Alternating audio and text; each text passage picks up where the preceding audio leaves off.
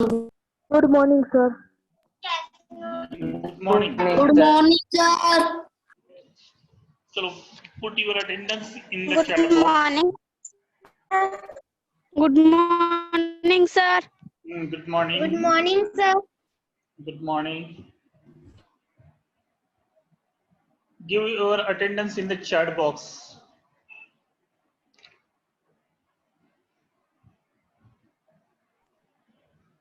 Write your attendance in the chat box.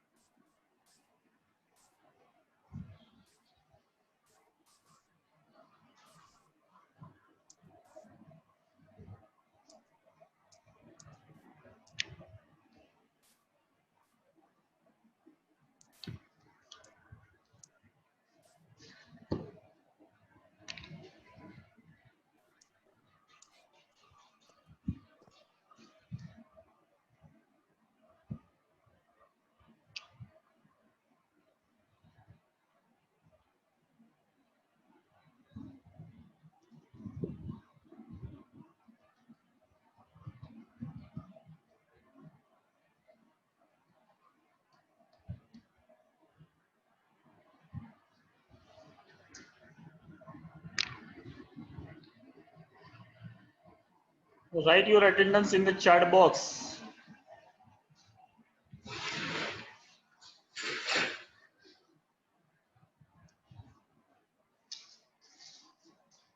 Okay, let us start. Come down to page number is 79. Come down to page number 79. Are you able to listen me? Yes, sir.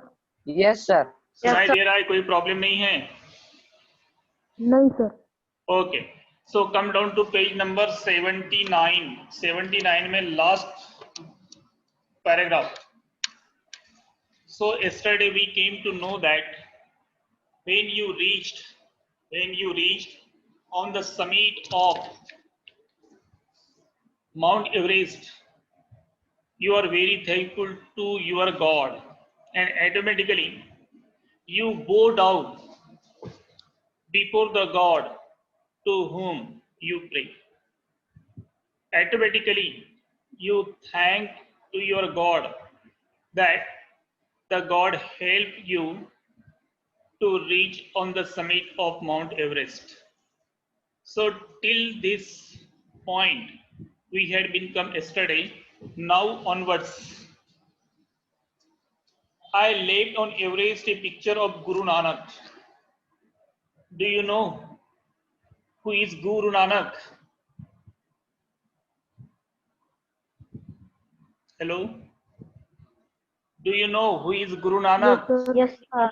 बताओ कौन है Guru Nanak? Yes, sir. बताओ Yes, कौन है sir. Guru Nanak? Guru Nanak कौन है बताओ?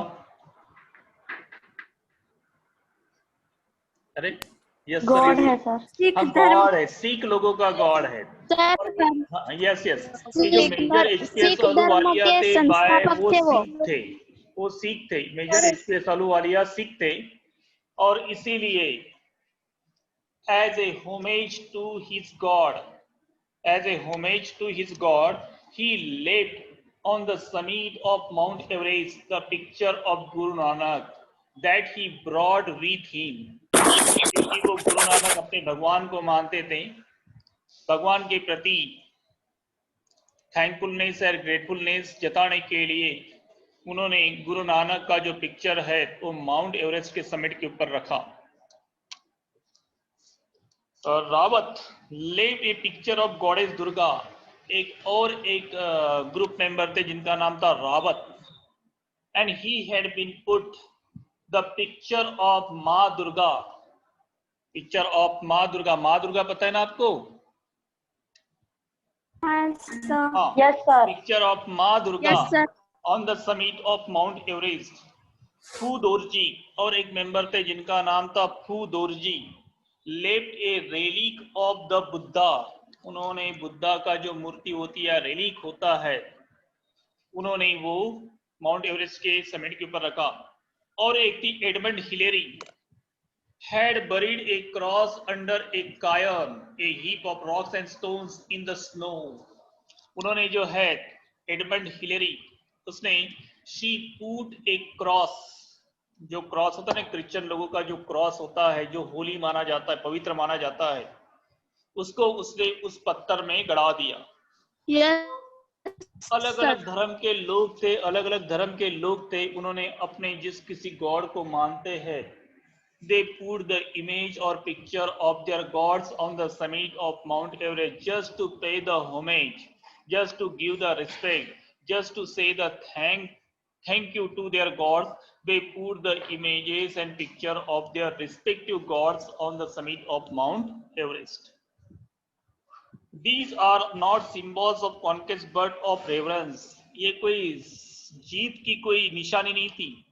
It was a symbol of reverence, reverence and respect. अपने गॉड के प्रति रिस्पेक्ट जताने की उनकी एक तरीका था. The experience of having climbed to the summit changes you completely. So again and again, Major HPS Ahluwalia is saying that when you climbed on the summit of Mount Everest, your personality is totally changed. When you came back, your personality has been totally changed. There is another summit. It is within yourself. It is in your own mind. Each man carries within himself his own mountain peak. He must climb it to reach to a fuller knowledge of himself. So here Major HPS Ahluwalia says that at the summit of Mount Everest, there is a summit in everybody, in the mind of everybody. And to climb on the summit within us, it is also difficult. It is as difficult as climb on a summit of Mount Everest. अपने मन के अंदर जो summit होता है, अपने मन के अंदर जो शिखर होता है, उसके ऊपर चढ़ाई करना भी उतना ही मुश्किल है जितना मुश्किल माउंट एवरेस्ट के समिट के ऊपर चढ़ाई करना होता है. अब हमारे मन के अंदर कौन सा समिट होता है? Our goal, our motto in life, हमारा जो मोटो है, हमारा जो जीवन का ध्येय है, गोल है, that is our summit. And to achieve our motto, achieve our goal in life, it is also very difficult. आप लोगों में से भी आपका कोई ना कोई आपका लाइफ का गोल होगा. आपको बड़ा होकर क्या बनना है, वो आपका गोल है, और उसको प्राप्त करने के लिए आपको मेहनत करनी पड़ेगी. वही आपका समिट है जो आपके अंदर है. He must climb it to reach to a fuller knowledge of himself. अगर अपने आप को जानना है, अपने आप को अगर जानना है तो we must have to climb the summit that is within us. It is fearful and unscalable. हमारे अंदर जो समिट है वो बहुत ही डरावना है, उसी तरह से अनस्केलेबल है, जिसको हम काउंट नहीं कर सकते वो कितना बड़ा है. It is fearful and unscalable. It cannot be climbed by anyone else. आपके अंदर जो समिट है उसके ऊपर चढ़ाई कोई दूसरा नहीं कर सकता है. उसके ऊपर चढ़ाई अपने आप को करना पड़ेगा, आपको खुद करना पड़ेगा. You yourself have to do it. The physical act of climbing to the summit of a mountain outside is akin to the act of climbing the mountain within. Now see, there are two types of summit. The summit outside, matlab the summit of the mountains, and the summit inside, that is in your mind, that is in your heart. आपके मन के अंदर जो summit होता है, दोनों की चढ़ाई सेम है. दोनों की माउंट एवरेस्ट के ऊपर चढ़ाई के करने के लिए आपको प्रिपरेशन करना पड़ता है, डेयरिंग दिखाना पड़ता है. उसी तरह से परसिस्टेंस, एंड्योरेंस, ये सभी क्वालिटीज आपके होनी चाहिए. Likewise, if you want to climb the summit within yourself, you must have to show these three qualities: endurance, persistence, and strong willpower. Until and unless you did not have these three qualities, you would not be able to climb on the you would not be able to climb on the summit within you. आपके अंदर जो summit है उसके ऊपर climb करना है, चढ़ाई करनी है, तो ये तीनों क्वालिटी आप में होनी चाहिए. कौन कौन सी तीन क्वालिटी है? Endurance, persistence and strong willpower. The effects of both the climbs are the same. दोनों भी क्लाइम्स का, अंदर के और बाहर के दोनों भी क्लाइम्स का इफेक्ट जो है, परिणाम जो है वो सेम है. Whether the mountain you climb is physical or emotional or and spiritual, the climb will certainly change you. Whether it is physical climbing on the mountain or whether it is emotional and spiritual climbing within you, the experience of climbing on the summit will change you perfectly. आपके personality को वो change कर देगा. जो experience आपको आएगा चढ़ाई के वक्त, वो एक्सपीरियंस आपके पर्सनैलिटी को टोटली चेंज कर देगा. The climb will certainly change you. It teaches you much about the world and about yourself. जब आप क्लाइंबिंग करते हो तो आपको दुनिया का नॉलेज होता है, दुनिया का नॉलेज आपको प्राप्त होता है. उसी तरह से अपने बारे में भी आपको इंफॉर्मेशन मिलती है, अपने आप को आप जानते हो. I venture यानी डेयरिंग करना. I venture to think that my experience as an Everester यानी एवरेस्ट के ऊपर चढ़ाई करने वाला, mountaineer, as an Everester has provided me with the inspiration to face life's ordeals resolutely. तो यहाँ पे major HPS Ahluwalia says that as an Everester, as a climber on the summit of Mount Everest, and the experience that I got, now I think that I am able to face any ordeal of my life. Ordeal यानी कसौटी, कठिन परीक्षा जिसको कहते हैं. Major HPS Ahluwalia says that now I am able to face any kind of difficult situation in my life because I have the experience of climbing on the summit of Mount Everest. The experience that you got, then you are able to face any kind of ordeal, any kind of examination, any kind of difficult situation in your life. Climbing the mountain was a worthwhile experience. Mountain के ऊपर climb करना, वो भी mount Everest के ऊपर climb करना, चढ़ाई करना, ये जो एक्सपीरियंस है, ये जो एक्ट है, इट इज वर्थवाइल, बहुत ही वैल्यूएबल है. The conquest of the internal summit is equally worthwhile. उसी तरह से आपके मन के अंदर जो समीट है, उसके ऊपर भी चढ़ाई करना उतना ही वर्थवाइल है जितना worthwhile climbing on the summit of Mount Everest is. The internal summits are perhaps higher than Everest. आपके मन के अंदर जो समीट है, जो शिखर है, वो शायद माउंट एवरेस्ट के शिखर से भी ऊंचा है. So dear student, you have to do the efforts to achieve the goal of your life. The summit within you, that is nothing but your goal, but your motto in life. आपके जीवन का ध्येय आपके अंदर का summit है, जिसके ऊपर चढ़ाई आपको खुद को करना है. चढ़ाई करना इतना आसान नहीं है, आपको प्रयास करना होगा. So in this way we have completed this lesson. Now you have to write the question and answer of the comprehension check. So let us begin the next and the last poem is the Schoolboy.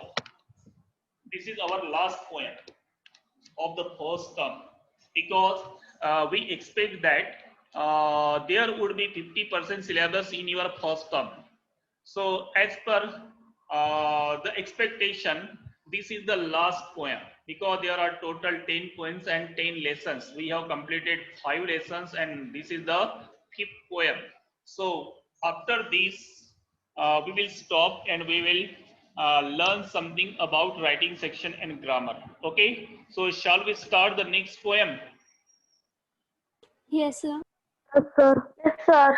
आपका writing work complete है, homework सभी का complete Yes. है, Yes, sir. Homework sir. Writing work सभी का Yes. Complete है. आपको हाँ, मैं sir. गूगल मीट से आपके साथ ज्वाइन होऊंगा और तब मैं आपका असाइनमेंट चेक करूंगा. आपको स्कैन करके आपकी कॉपी मुझे भेजनी है. मैं जब ये सब पूरा कंप्लीट हो जाएगा ना, तब मैं आपको कहूंगा. ठीक है? Okay. Okay, Yes, sir. sir. चलो अभी Okay, sir. Next poem start करते हैं. नेक्स्ट पोएम जो है, जिसका टाइटल है द स्कूल बॉय. अब पैटर्न तो बहुत ही सिंपल है। स्कूल बॉय मतलब स्कूल बॉय, कोई भी लड़का जो स्कूल जाता है उसको हम कहेंगे स्कूल बॉय। अब क्या है इस पोएम में? The school boy in the poem is not a happy child. अब ऐसा क्यों है कि वो हैप्पी चाइल्ड क्यों नहीं है? स्कूल जाना तो सभी को अच्छा लगता है। आप लोगों को अच्छा लगता है स्कूल जाना? Yes, sir. Yes, sir. इस पोएम में जो स्कूल बॉय है ना वो हैप्पी नहीं है। हैप्पी मतलब खुश नहीं है। What makes him unhappy? को पढ़ना अच्छा नहीं लगता। हाँ हाँ मैं बता रहा हूँ ना, रुको तो मुझे तो पता नहीं। तो What makes him unhappy? उसको अनहैप्पी क्या करता है? कौन सी ऐसी चीजें हैं जिसके वजह से वो अनहैप्पी हो गया है? Why does he compare himself to a bird that lives in a cage? वो अपने आप की कंपैरिजन ऐसे बर्ड से करता है जो बर्ड एक केज में है। केज यानी पिंजड़े में है। पिंजरे में जो बर्ड है उसके साथ अपनी कंपैरिजन वो करता है। और a plant that withers when it should blossom, या ऐसे प्लांट के साथ करता है जो विदर हो गया है, मतलब ड्राई हो गया है, पूरी तरह से सूख गया है, जबकि उसमें ब्लॉसम आना चाहिए। सूख गया है जिसमें कि ब्लॉसम या बहर आना चाहिए। तो अपनी कंपैरिजन वो विदर प्लांट के साथ करता है, अपनी कंपैरिजन वो ऐसे बर्ड के साथ करता है जो बर्ड किसमें है? केज में है। और इसीलिए वो जो लड़का है वो हैप्पी नहीं है। स्कूल बॉय जो है वो हैप्पी नहीं है।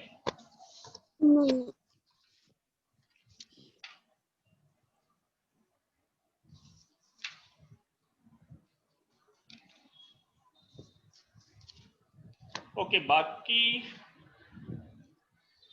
चलो अभी स्टार्ट करते हैं। Who will read the first stanza? कौन रीड करेगा? स्नेहराज बठा नहीं आए क्या? स्नेहराज मुझे स्नेहराज है क्या? बताओ स्नेहराज। स्नेहराज बठा है क्या क्लास में? हाँ मुक्ति पढ़ो। सर मुझे रीड करना है। हाँ मुक्ति पढ़ो। मुक्ति। I love to rise in अरे a बेटा पहले summer वीडियो ऑन morning. करो। हेलो हेलो वीडियो ऑन करो पहले पढ़ने के पहले। मुझे कैसे पता चला कि तुम ही पढ़ रही कि कोई और पढ़ रहा है? हाँ चलो अभी ऑन करो, अभी स्टार्ट करो।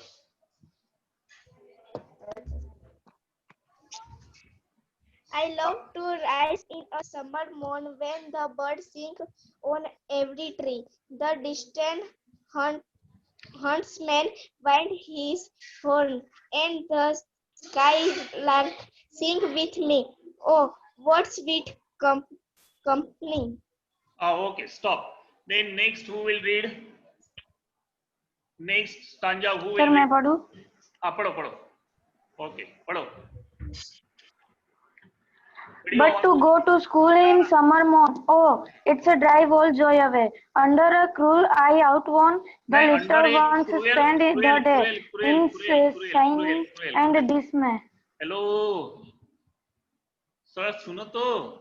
काजल युग्मा कौन पढ़ रही थी? युग्मा पढ़ रही थी ना? Yes, sir. हाँ थोड़ा रुको ना। अंडर एक क्रूएल आई, बोलो वहां से पढ़ो। अंडर एक क्रूएल आई। युग्मा पढ़ो। Under, yes, sir. Under a cruel eye outworn, and spend the day in shining and ना ना dismay. साइंग, साइनिंग नहीं है, saying. In saying and dismay, in saying and dismay. Okay who will read the next stanza? No एक ही बार, एक ही बार। मैं पढ़ूं? हाँ पढ़ो पढ़ो मैं पढ़ूं? पढ़ो पढ़ो। Oh, then at time is dropping seed and spend many excessive hour. Nor in my book can I take delight.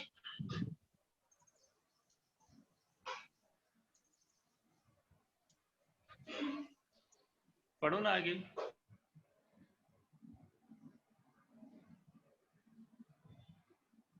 क्या हो गया? Warn throw with the dreary shower. How can Okay, the okay, birds that stop. Okay, last Tanja, who born? will read? Next Tanja, who will read? Next Tanja, who will read? Okay, पढ़ो, Sir, पढ़ो. Start. how can the how can the bird that is born for joy थोड़ा sit वो a जो mic है cage ना मुंह and के sing? पास ले लो. Okay, mobile sir. का माइक जो है ना थोड़ा सा नजदीक ले लो. Okay, sir. How can the bird that is born for joy sit in a cage and sing? How can a child when fears annoy but droop his tender wing and forget his youthful spring? हाँ, okay, stop. Next, who will read? भूमि के बाद कौन पढ़ेगा? देखो मैं देख रहा हूं कि सभी गर्ल्स पढ़ी है, एक भी लड़के ने अभी तक के नहीं पढ़ा है. मुक्ति बार ने एक ही बार, तीनों भी लड़कियों ने पढ़ा है, चारों भी लड़कियों ने पढ़ा है, एक भी लड़का नहीं पढ़ा है अभी तक. लड़कों को पढ़ना नहीं सर मैं आता. पढ़ूं? हाँ, पढ़ो. ओके, पढ़ो. सर मैं पढ़ूं? पढ़ो. हाँ, पढ़.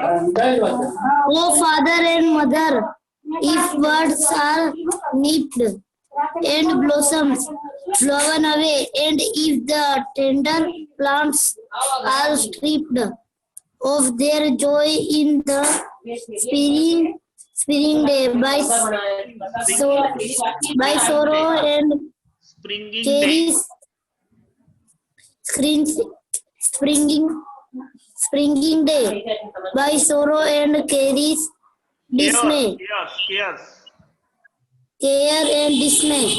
Okay. How shall the summer arise in joy, or the summer fruits appear? Appear. Okay. The poem has been composed by William Blake. The poem is very simple. The schoolboy in the poem is not feeling happy because he compares with the others. In this poem, we will see what are the reasons that he is not happy. Okay?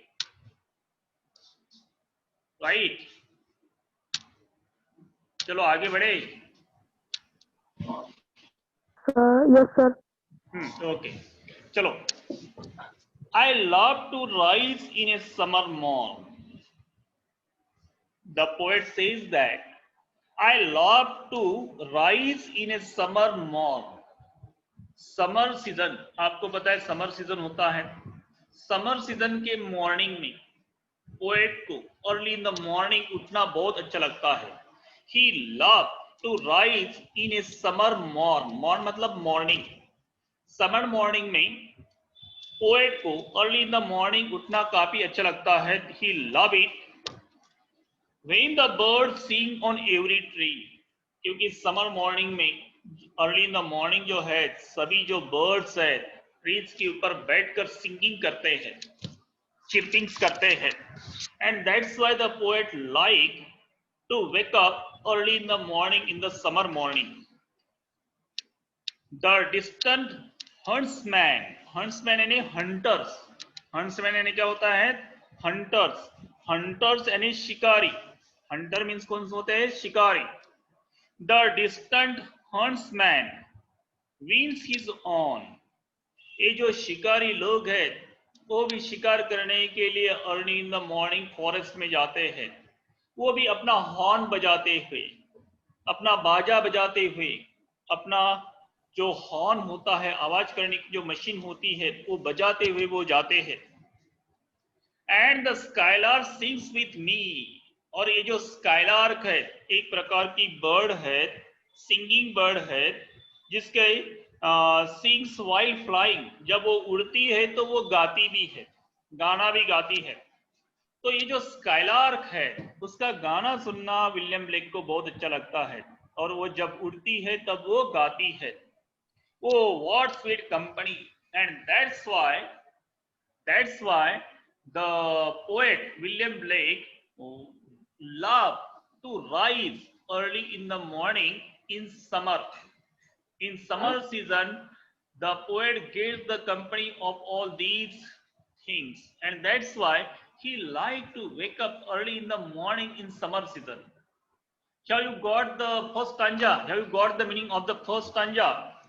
In the first stanza, William Blake says that why did he want to wake up early in the morning in summer season? समझ में आया आपको? William Blake the poet early in the morning, summer season में early in the morning क्यों उठना चाहते हैं? वो उठना चाहते हैं क्योंकि अर्ली इन द मॉर्निंग जो बर्ड्स है वो पेड़ के ऊपर बैठे होते हैं, जो हंट्समैन है तो अपना बाजा बजाते हैं, उसी तरह से जो स्काइलार्क है वो गाते हुए उड़ती है। ये कंपनी जो है, इन सभी की कंपनी जो है, the poet likes very much and that's why he wanted to wake up early in the morning. Okay, have you got the meaning of first stanza? Yes, sir. Yes, sir. अभी second stanza हम start करें? Yes, sir. Okay. Second stanza. But to go to school in a summer morn, oh, it drives all joy away. वो जो लड़का है, poet मतलब क्या है? वो लड़का, स्कूल बॉय, वो कहता है कि मुझे समर मॉर्निंग में उठना बहुत अच्छा लगता है, लेकिन समर मॉर्निंग में उठकर स्कूल जाना मुझे बहुत ही बुरा लगता है। मेरे मन के अंदर जितना भी जॉय है वो सब निकल जाता है जब early in the morning summer season में मुझे उठना होता है और स्कूल जाना होता है।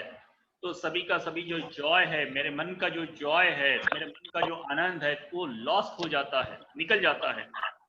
But to go to school in a summer morn, O it drives all joy away. इसका मतलब इस लड़के को स्कूल जाना पसंद क्या है? पसंद है कि पसंद नहीं है? पसंद है कि पसंद नहीं है? नहीं पसंद।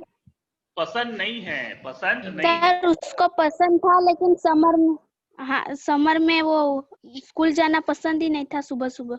हाँ राइट, क्योंकि उसको सुबह उठकर वो स्काइलर का गाना सुनना है, बर्ड्स की चिरपिंग सुननी है, जो हंट्समैन है, जो हंटर्स है, उनका बाजा सुनना है, इसलिए उसको स्कूल जाना पसंद नहीं है। और it drives all joy away, जब भी वो समर मॉर्निंग स्कूल में जाता है तो उनके मन का जो जॉय है, आनंद है, वो पूरी तरह से चले जाता है। Under a cruel eye outworn, not acceptable, not modern और curate. Under a cruel eye outworn, क्योंकि जब स्कूल में जाते होते आपके ऊपर किसकी नजर होती है? टीचर की। टीचर आपको देखते रहते हैं, टीचर आपको मस्ती नहीं करने देते हैं, तो आपके ऊपर किसी की नजर होती है। और इस लड़के को जो है ना, स्कूल बॉय को वो नजर पसंद नहीं है। टीचर का डांटना या टीचर का टोकना उसे शायद पसंद नहीं होगा, इसीलिए वो कहता है कि वो जो क्रूएल आई है, वो जो क्रूएल आई है जो मेरे तरफ देखती है, मुझे मन चाहा नहीं करने देती है, वो मुझे पसंद नहीं है। The little ones spend the day in sighing and dismay. बेचारे बच्चे, छोटे छोटे बच्चे पूरा दिन स्कूल में बिताते हैं। जब स्कूल में बचाते हैं तो वो कुछ बच्चे तो रोते हैं, कुछ बच्चे जो है डिस्मे, नाराज हो जाते हैं, बड़े नाराज इस स्कूल में रहते हैं। But I am not agree with him, मैं इस लड़के के साथ एग्री नहीं करता हूँ।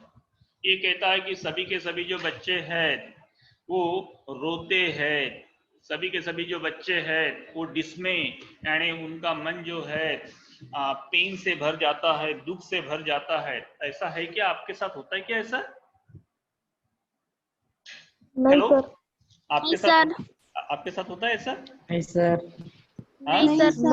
नहीं, क्योंकि स्कूल जाना तो सभी को पसंद है, सभी बच्चों को स्कूल जाना बड़ा अच्छा लगता है।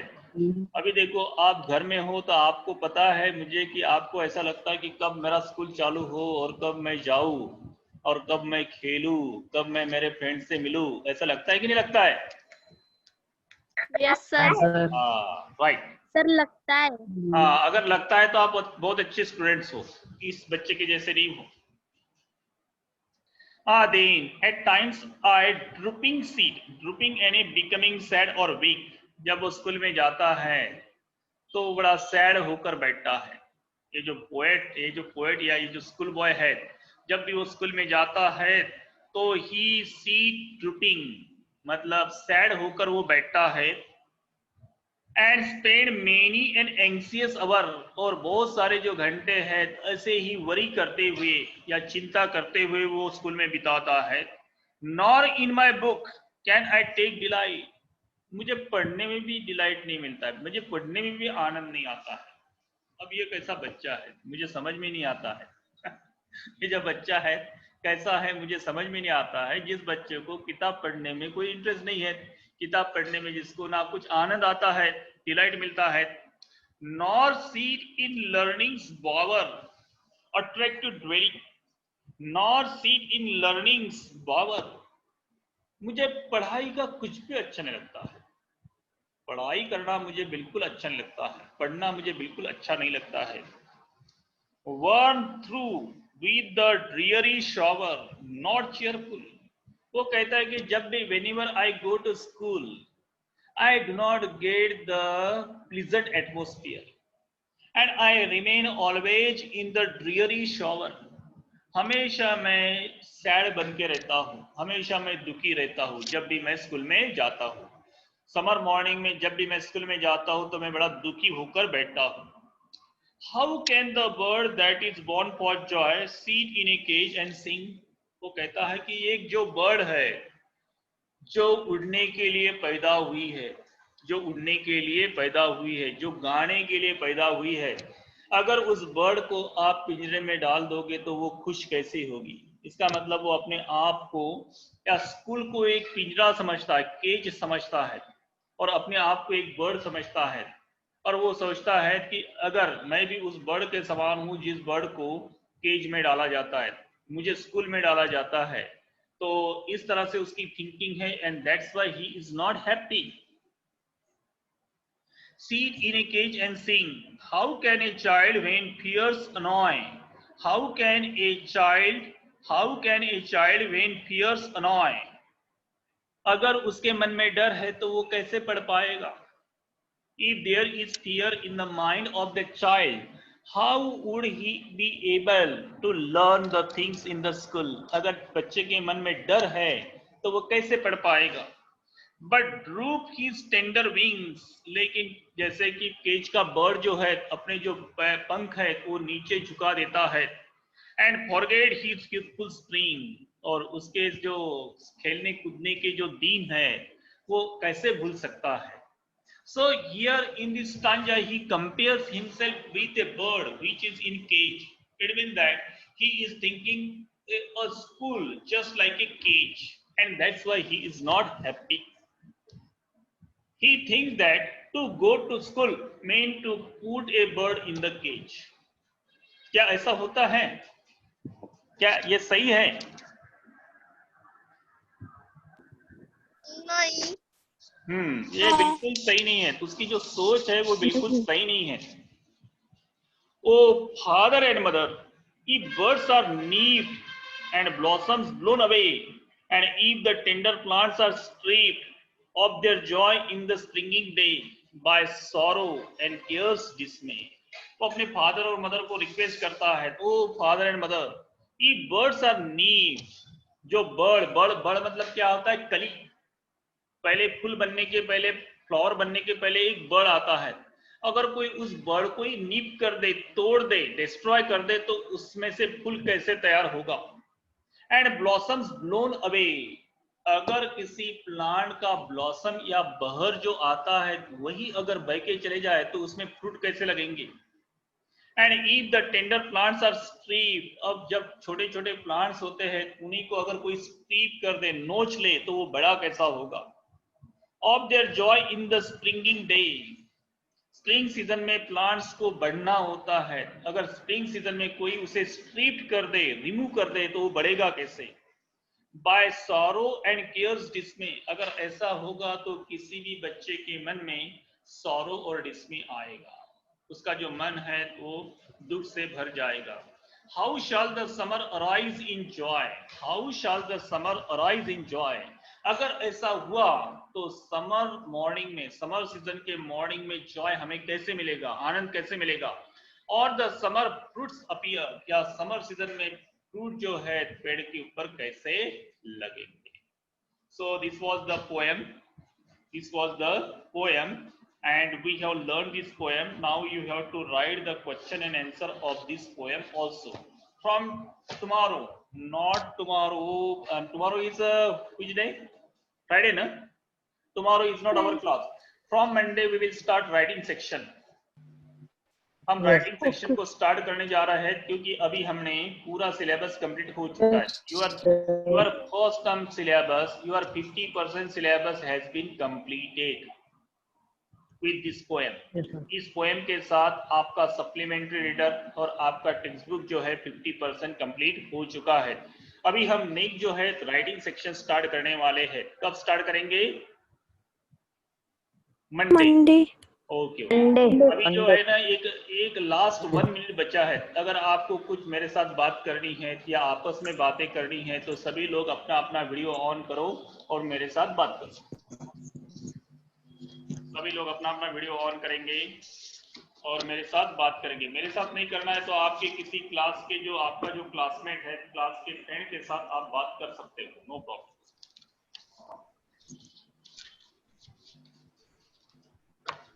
सर, एग्जाम का सिलेबस. क्या? एग्जाम का सिलेबस. हाँ, यही तो बता रहा हूँ. 50% syllabus, 5 lesson 5 poem, 5 lesson 5 poem, 5 story.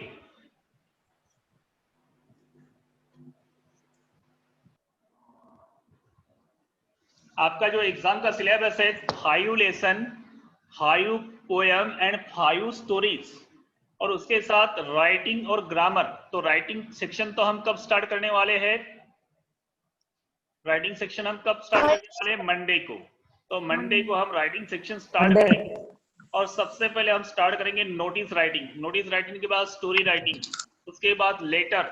Sir. हाँ, यस सर, न्यू बुक बनानी है. हाँ, ग्रामर के लिए तो नई बुक बनानी पड़ेगी. हेलो, एग्जाम में स्टोरी भी आएगी. हाँ, स्टोरी राइटिंग आएगी ना. स्टोरी राइटिंग आएगी, कॉम्प्रिहेंशन पैसेज आएगा, पूरा जैसे पेपर होता है ना वैसे आएगा. ये